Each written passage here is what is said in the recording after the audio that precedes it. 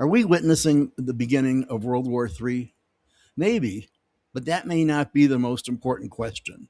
The more important question is whether we are ignoring the warning signs while there's still time to prevent one. Today, we have two major conflicts involving many of the same countries. Are we failing to recognize the danger that these separate wars could merge into one larger conflict? Let's take a look. Ukraine is fighting Russia. Iran is fighting Israel. The United States has become directly involved in both. The Houthis are attacking shipping in neighboring countries. North Korea is sending troops and weapons to support Russia. Ukraine has now struck an Iranian vessel, and Iran is threatening Ukraine. Russian drones have entered Polish and Romanian airspace. Meanwhile, Vladimir Putin and the Kremlin spokesman Dmitry Peskov have sharply increased their warnings towards NATO, making it clear that Moscow views the West as an active participant in the conflict. At first glance, these may look like separate wars, but what if they're not separate anymore?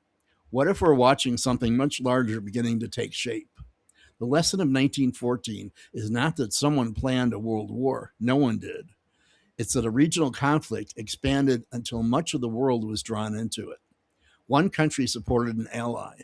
Another felt obligated to respond. A treaty pulled in someone else. One retaliation demanded another. Eventually, countries that never intended to fight one another found themselves on opposite sides of the same war. That is what happened after the assassination of Archduke Franz Ferdinand. Austria-Hungary declared war on Serbia. Russia mobilized to defend Serbia. Germany backed Austria-Hungary and declared war on Russia. France honored its alliance with Russia, which put them at war against Germany. Germany invaded Belgium. Britain entered the war on Belgium's behalf. Within days, Europe was engulfed in war. Within months, the conflict had spread across the world. Nobody announced that a world war was beginning. Each government believed it was responding to someone else's actions, not choosing to join a global war.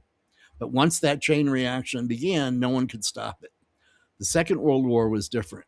By the late 1930s, leaders understood that another European war could reopen the catastrophe left unresolved after World War I.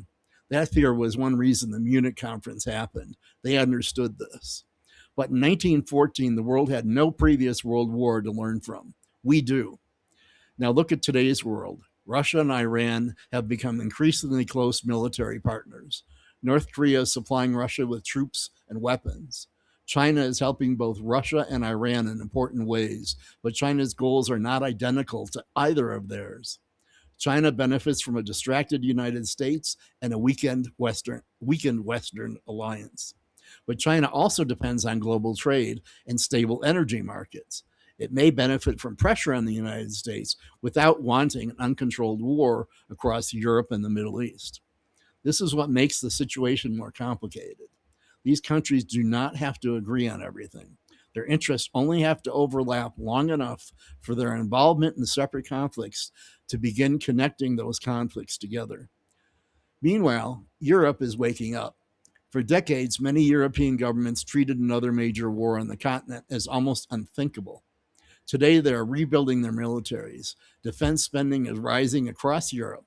Weapons production is expanding. Governments are preparing their countries for a much more dangerous world.